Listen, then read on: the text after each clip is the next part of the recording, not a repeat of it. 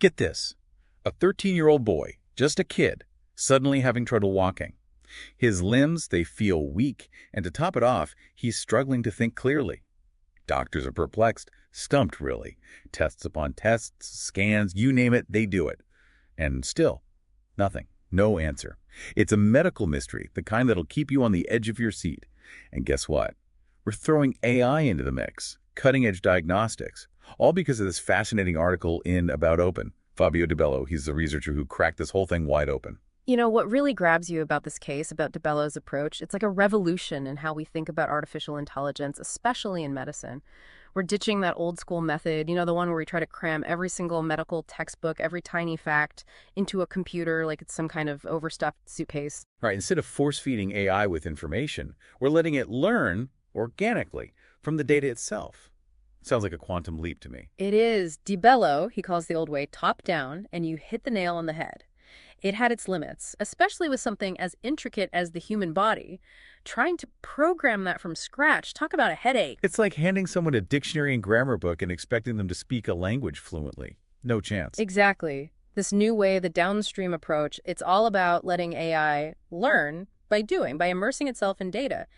And the key, this thing called the universal approximation theorem. Don't worry, I'll spare you the technical jargon. Okay, good, because my brain's already doing backflips. But seriously, what's so revolutionary about this theorem? Give it to me straight. Basically, it says that even a simple neural network, if you set it up right, can understand any kind of data, any relationship you throw at it. It's like having a universal key to unlock any door, whether it's medical mysteries, the stock market, even predicting the weather. Okay, I'm getting lightheaded. That's huge. So how do we set up these right conditions for AI, like, say, ChatGPT, to thrive in the medical world? Data, that's the magic word. Medical textbooks, journals, case studies, you name it, mountains of information, and ChatGPT. It's like a sponge soaking it all up. It learns not by rote memorization, but by seeing patterns, connections within the data itself. So it's not about telling ChatGPT what a disease looks like. It's about showing it millions of examples and letting it connect the dots on its own. You got it. Imagine showing someone thousands of pictures of cats and dogs without ever saying the words cat or dog. They start recognizing them, right?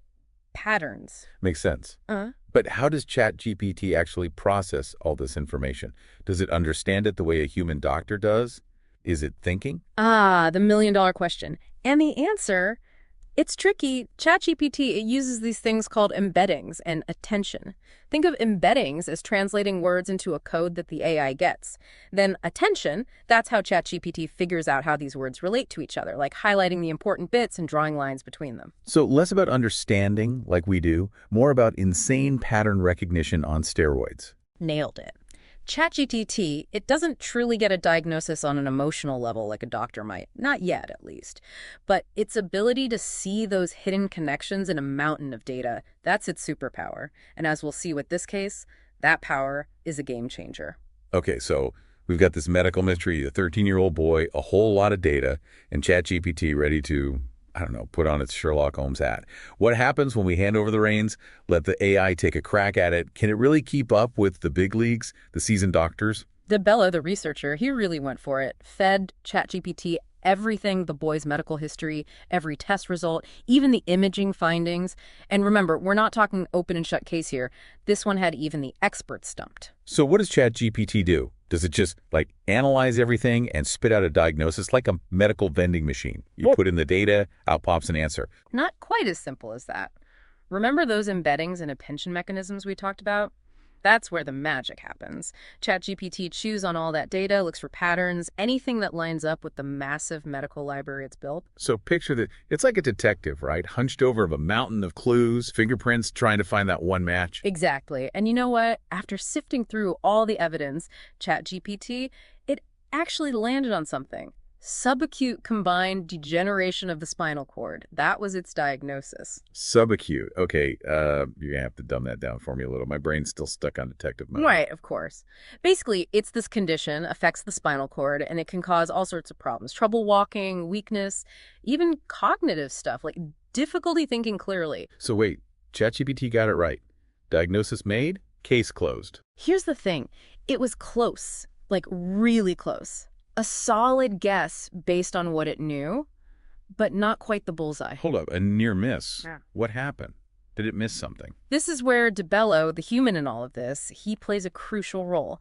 He doesn't just take ChatGPT's word for it. Yeah. He pushes back, asks questions, wants to understand its reasoning, just like you would with a colleague, right? Yeah. Bouncing ideas back and forth. So it's more of a two-way street, a dialogue, than just, here's the data, tell me what's up. Exactly. And you know what? Through that back and forth, that constant refinement, ChatGPT revised its diagnosis. Okay, I'm on the edge of my seat. Give it to me. What's the final verdict? After all that, the back and forth, the digging deeper, ChatGPT lands on it.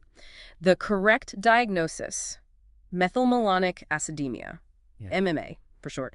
And get this, it's super rare. Basically, it's genetic, throws a wrench in the body's ability to process certain proteins, causes a whole cascade of problems. Wow, so not only did it get insanely close on the first try, but with a little nudging, it actually cracked the code. That's mind-blowing. It really is, and it speaks to Di Belo's main point. AI in medicine, it's not about replacing doctors. It's about giving them a superpower, an extra tool in their belt. Collaboration, not replacement. Okay, I'm still wrapping my head around that. ChatGPT, a machine, helped diagnose a rare condition that had doctors stumped. That's some next-level stuff. No doubt. It's a powerful example, really drives home what AI could do for medicine. But as you might guess, it also gets us thinking, what does this mean for the future of healthcare? Exactly. I mean, are we all going to be lining up to get our pulses checked by robots soon? Ditching the doctor's office for a chat with our smart speakers? Whoa, hold on there. AI is moving fast, that's for sure. But the idea of it replacing doctors entirely, that's still science fiction territory, at least for now. Di Belo seems to agree with you on that one. In his article, he digs into why AI isn't quite ready to hang up its own shingle just yet. Yeah, and for good reason. Look, ChatGPT, it's a whiz kid, no question. Pattern recognition, that's its forte. But it's missing something we humans, we take for granted. Common sense. That gut feeling. So you're saying AI can process a mountain of data, but it can't quite make those intuitive leaps that a doctor does, the kind that come from years of experience of seeing patients face to face. Exactly, that hunch a doctor gets. Those subtle cues that don't show up on a scan. Even just understanding the emotional side of things, the human factor. AI hasn't quite cracked that code yet. It's like AI can beat you at chess, but it doesn't get the drama, the weight of every move the way another human does. Perfect analogy. And this leads us to what Di Belo sees as the next big thing, neurosymbolic AI. It's about combining the brute force of neural networks with something that lets AI reason more like we do. So less Terminator, more Spock and Kirk teaming up to solve a problem. Now you're talking. Imagine an AI that can crunch data like a supercomputer, but also grasp the why, make judgment calls even when the information's fuzzy, and learn from its mistakes, really learn. That changes everything, not just in medicine, but everywhere. So we're not talking about humans versus machines. It's about figuring out how to make them work together, the ultimate dream team. 100%. And if we pull that off, the possibilities are mind-blowing. Early diagnoses, treatments tailored to your DNA, maybe even cures we can't even imagine yet. It's like we're on the verge of a medical revolution, and AI is leading the charge. It's a really exciting time to be watching this unfold, that's for sure. And this deep dive?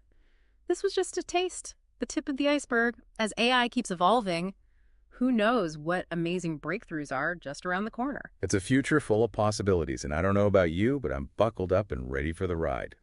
Thanks for joining us on this incredible journey into the world of AI and medicine. Until next time, keep those brains buzzing.